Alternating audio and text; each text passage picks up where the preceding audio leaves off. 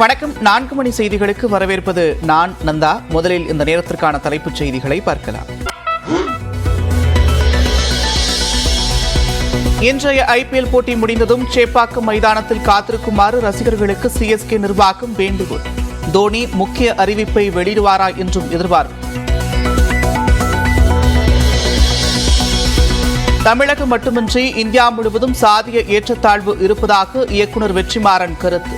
தன்னை விமர்சனம் செய்த இயக்குநர் பிரவீன் காந்தியின் சர்ச்சைக்குரிய பேச்சை பார்க்கவில்லை என்றும் நெல்லையில் பதில். உயிர் தமிழுக்கு படம் அமீருக்காக பார்க்க வந்தேன். அமீருக்காக இந்த படம் பார்க்கலாம். சென்னையில் மெட்ரோ ரயில் பணி ஊழியரை தாக்கியதாக பின்னணி பாடகர் வேல்முருகன் மீது குற்றச்சாட்டு. நடவடிக்கை எடுக்க கோரி விருகம்பாக்கம் காவல் நிலையத்தில் புகார்.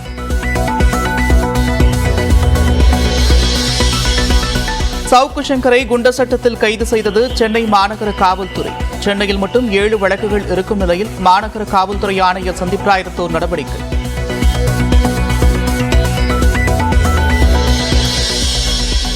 நீலகிரி, கோவை, ஈரோடு, திருப்பூர் உள்ளிட்ட 10 மாவட்டங்களில் இன்று கனமழைக்கு வாய்ப்பு.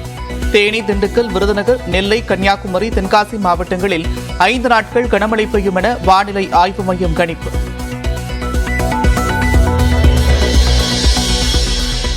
தமிழக உள் மாவட்டங்களின் ஒரு சில இடங்களில் இயல்பை விட 2 முதல் 3 டிகிரி செல்சியஸ் வெப்பம் அதிகரிக்கும்.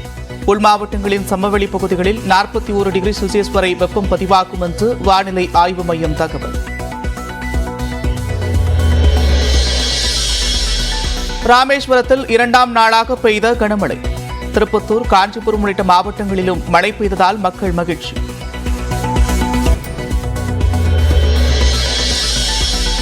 மேற்கு வங்கத்தின் பாரக்பூர் பகுதியில் வாகன பேரணி சென்று வாக்கு சேகரித்த பிரதமர் நரேந்திர மோடி.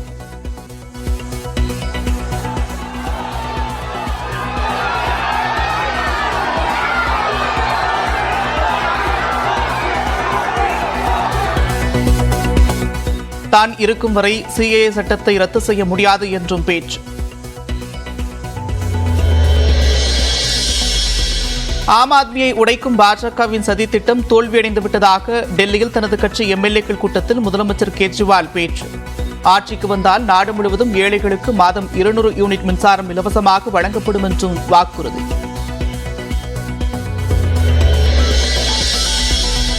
சேலத்தில் தொண்டர்களுடன் இணைந்து 70வது பிறந்த நாளை கொண்டாடிய அதிமுக பொதுச் செயலாளர் எடப்பாடி பழனிசாமி. உடல்நலம் மற்றும் நீண்ட ஆயுளுடன் மக்கள் பணியை தொடர வேண்டும் என்று அண்ணாமலை மற்றும் விஜய் வாழ்த்து.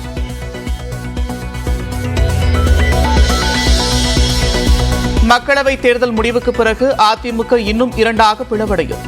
சட்டத்துறை அமைச்சர் ரகுபதி ஆருடம். அங்கே ஒரு மிகப்பெரிய பிளவு உருவாவதற்கான வாய்ப்பு இருக்கிறது. அதை நாங்கள் செய்ய மாட்டோம், ஆனால் பாரதிய ஜனதா கட்சி செய்யும். அதிமுக பொதுச் செயலாளர் எடப்பாடி பழனிசாமி என்பதில் எப்போதும் மாற்றமில்லை. ரகுபதிக்கு முன்னாள் அமைச்சர் வைகை செல்வன் பதிலடி. அண்ணா திராவிட முன்னேற்ற கழகத்தை அண்ணன் எடப்பாடியார் அவர்கள் மீட்டெடுத்து விட்டார். அவர்தான் பொதுச் செயலாளர். இப்போதும் எப்போதும் இனி வருகிற காலகட்டத்திலும் அவரே பொதுச் செயலாளராக தொடர்வார். திமுக ஆட்சியில் 3 ஆண்டுகளில் 28,824 அடுக்குமாடி குடியிருப்புகள் கட்டி முடிப்பு. 4,771 பேருக்கு திறன் மேம்பாட்டு பயிற்சிகள் வழங்கப்பட்டிருப்பதாகவும் தமிழ்நாடு அரசு பெருமிதம்.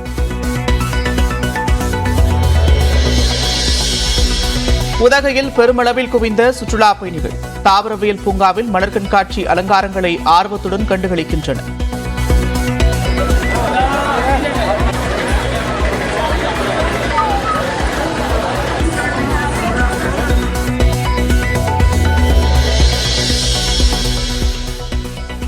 ஒகேனக்கல் காவிரி ஆற்றில் சீரான நீர்வரத்து.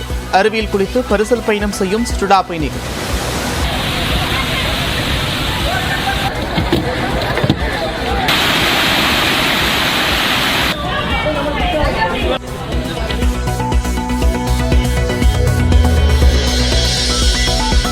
ஜார்க்கண்ட் மாநில அமைச்சரின் உதவியாளர் வீட்டில் கோடிக்கணக்கில் பணம் பறிமுதல் செய்யப்பட்ட விவகாரம்.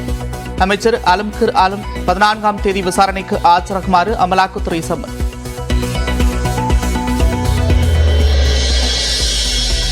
சென்னை சேப்பாக்கத்தில் நடைபெறும் ஐபிஎல் போட்டியில் ராஜஸ்தான் நிதான ஆட்டம். 6 ஓவர்களில் ஒரு விக்கெட் இழப்பிற்கு 43 ரன்கள் சேர்ப்பு. தமிழ்நாட்டில் இன்று 10 மாவட்டங்களில் கனமழைக்கு வாய்ப்பு இருப்பதாக சென்னை வானிலை ஆய்வு மையம் தெரிவித்துள்ளது.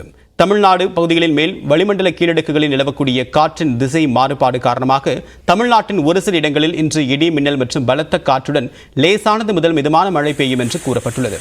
குறிப்பாக நீலகிரி, கோயம்புத்தூர், ஈரோடு, திருப்பூர், தேனி, திண்டுக்கல், விருதுநகர், தென்காசி, திருநெல்வேலி மற்றும் கன்னியாகுமரி மாவட்டங்களில் இன்று கனமழைக்கு வாய்ப்பு இருப்பதாக சென்னை வானிலை ஆய்வு மையம் கணித்துள்ளது.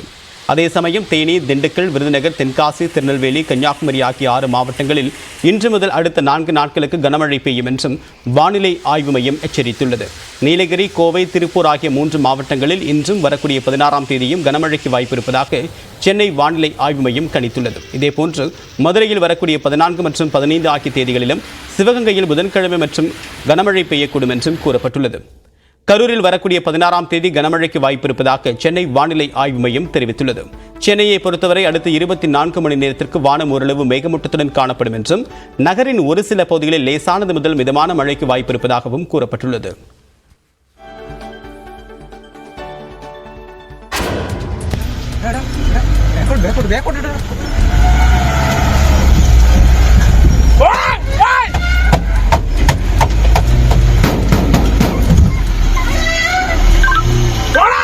காட்டு யானை தாக்க முயன்ற போது வனத்துறை அதிகாரிகள் நூலிடையில் உயிர் தப்பிய காட்சிதான் இது.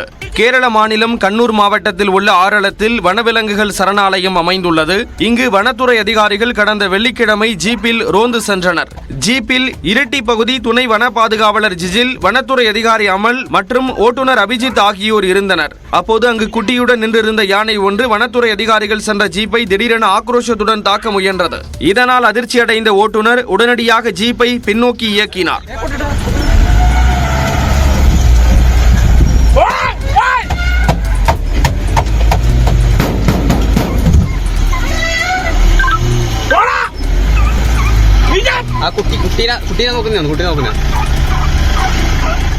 ஓட்டுநரின் சாமர்த்தியத்தால் காட்டு யானையின் தாக்குதலில் இருந்து வனத்துறை அதிகாரிகள் நல்வாய்ப்பாக உயிர் தப்பினர்.